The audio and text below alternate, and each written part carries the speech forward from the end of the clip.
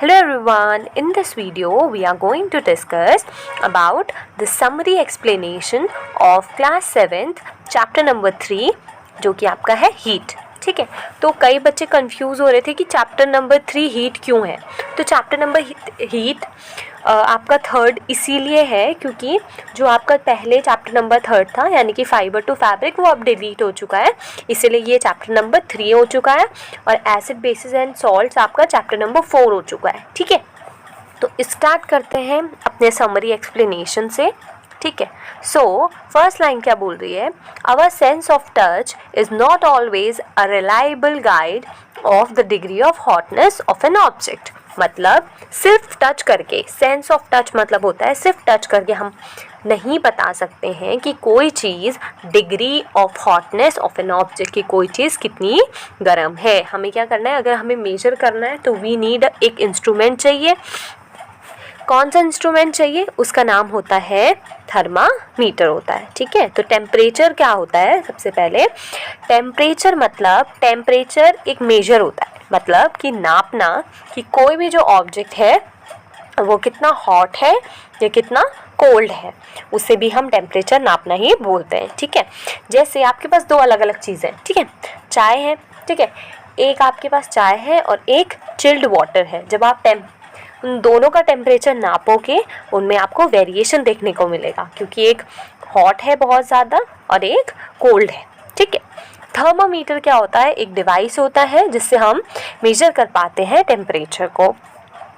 Thermometer के कई सारे टाइप्स होते हैं, क्लिनिकल थर्मामीटर और लेबोरेटरी थर्मामीटर आपको यहाँ पर मेनली दिया है।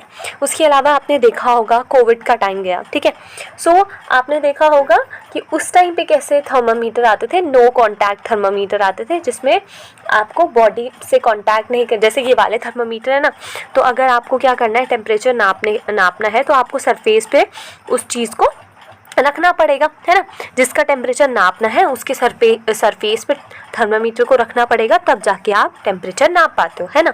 बट क्या होता है, उनमें क्या होता था कि बिना कांटेक्ट के हम क्या कर सकते हैं, थर्मामीटर से टेम्परेचर को मेजर कर सकते हैं, है ना। सो अभी बेसिकली हमें 2 टाइप्स के थर्मामीटर के बारे में पढ़ना है। पहला है क्लिनिकल थर्मामीटर और दूसरा लेबोरेटरी थर्मामीटर। जब हम डॉक्टर के पास जाते हैं ना, तो डॉक्टर के पास जो थर्मामीटर होता है, वैसे डॉक्टर के पास 2 टाइप के थर्मामीटर होते हैं और अब 3 टाइप के भी होने लग गए। एक क्लिनिकल थर्मामीटर होता है, ठीक है, दूसरा आपने देखा होगा वो डिजिटल थर्मामीटर आता है, ठीक है, इस तरीके का, और उसके अलावा आता है हमारा एक जो आपने कोविड के टाइम पे बहुत ज़्यादा देखा होगा। ठीक है, अभी यहाँ पर क्या बोला है कि क्लिनिकल थर्मामीटर क्या करता है, टेम्परेचर को नापता है, और कौन से टेम्परेचर को, बॉडी का, ठीक है, बॉडी के टेम्परेचर को नापता है। उसकी जो रेंज आती है वो सिर्फ 35 डिग्री सेल्सियस से 42 डिग्री सेल्सियस तक का टेम्परेचर ही नाप सकता है, उससे ज़्यादा भी नहीं और उससे कम भी नहीं। और दूसरे जो पर्पसेस होते हैं, जैसे कि लैब में जब भी काम होता है तो लेबोरेटरी में अलग तरीके के थर्मामीटर होते हैं, उनमें -10 से लेकर और 110 डिग्री सेल्सियस तक क्या होता है, टेम्परेचर की रेंज होती है, तो आप इतना तक टेम्परेचर नाप सकते हो। ठीक है, अब आता है हमें पता होना चाहिए what is the normal temperature of the body. Human body का नॉर्मल टेम्परेचर क्या है, 37 डिग्री सेल्सियस है। ठीक है, ये आपको भी याद रखना है, इट इज़ इम्पॉर्टेंट थिंग। अब है हीट का फ्लो। हीट का फ्लो होता है ना आपकी बॉडी से, ठीक है, आपका क्या होता है, बॉडी में टेम्परेचर है, उसमें कई बार वेरिएशंस देखने को मिलते हैं। कभी देखा है कि आपका कोई बॉडी का पार्ट गर्म है और कोई पार्ट ठंडा है, तो क्या करती है, हीट फ्लो करती है बॉडी में, ठीक है, हायर टेम्परेचर से और कहाँ पे, लोअर टेम्परेचर की तरफ को। ठीक है, तो 3 तरीके से हीट फ्लो कर सकती है, पहला है कंडक्शन, दूसरा कन्वेक्शन, तीसरा रेडिएशन। तो इन तीनों को बहुत ज़्यादा डिटेल में पढ़ेंगे। पहला क्या होता है, कंडक्शन। कंडक्शन यूजुअली सॉलिड्स में होता है। सॉलिड में हीट कैसे ट्रांसफ़र होगी, कंडक्शन के थ्रू। लिक्विड्स और गैसेस में वो कन्वेक्शन के थ्रू होती है, और जबकि रेडिएशन में किसी मीडियम की ज़रूरत ही नहीं पड़ती है। ये चीज़ें आपको बहुत अच्छे से एक्सप्लेन होंगी एग्जाम्पल के थ्रू। जैसे आपने देखा कंडक्शन क्या है, खाना बनाते हैं ना, बेस्ट एग्जाम्पल ऑफ कंडक्शन। आपने क्या करा, कोई भी यूटेंसिल, कोई बर्तन आपने क्या रखा, गैस स्टोव पे रखा, तो क्या होता है, हीट तो उसके नीचे वाले सरफेस पे आ रही है ना, पर जब भी आप उसकी टिप भी टच करोगे तो वो भी आपको गर्म मिलती है। क्यों? क्योंकि वहाँ पे क्या हुआ है, हीट ने क्या करा है, फ्लो करा है। जो नीचे था वहाँ पे टेम्परेचर ज़्यादा था और ऊपर टेम्परेचर कम था, फिर वो फ्लो करके और ऊपर तक टेम्परेचर पहुंचा है, तो ये क्या होता है, कंडक्शन। ठीक है। दूसरा है कन्वेक्शन। कन्वेक्शन क्या है, जैसे पानी गर्म करने रखते हो ना आप, तो लिक्विड्स के में क्या होता है, कन्वेक्शन के थ्रू क्या होता है, पानी गर्म होता है। सबसे अच्छा एग्जाम्पल वही है उसका। और तीसरा क्या है, रेडिएशन। इसका भी बहुत एक अच्छा एग्जाम्पल है गर्मियों के टाइम पे, जैसे आजकल गर्मी है, तो आप क्या कर सकते हो, एक बकेट फुल वाटर भर के अपने छत पे या कहीं भी बाहर सरफेस पे रख दो जहाँ धूप आती हो। ठीक है। और चेक करना कुछ टाइम बाद, 1 घंटे बाद, 2 घंटे बाद। ठीक है। जहाँ ज़्यादा गर्म है, गर्मी है, तो वहाँ तो बहुत जल्दी हो जाएगा। ठीक है। तो जब आप उसको चेक करने जाओगे ना, तो आप देखोगे कि वो पानी गर्म हो गया। अब बताओ, आपने आग तो लगाई नहीं थी ना, कुछ नहीं किया था, बट क्या हुआ, जो सन की रेज आई वो ऐसी आई, मतलब बिना किसी कांटेक्ट के।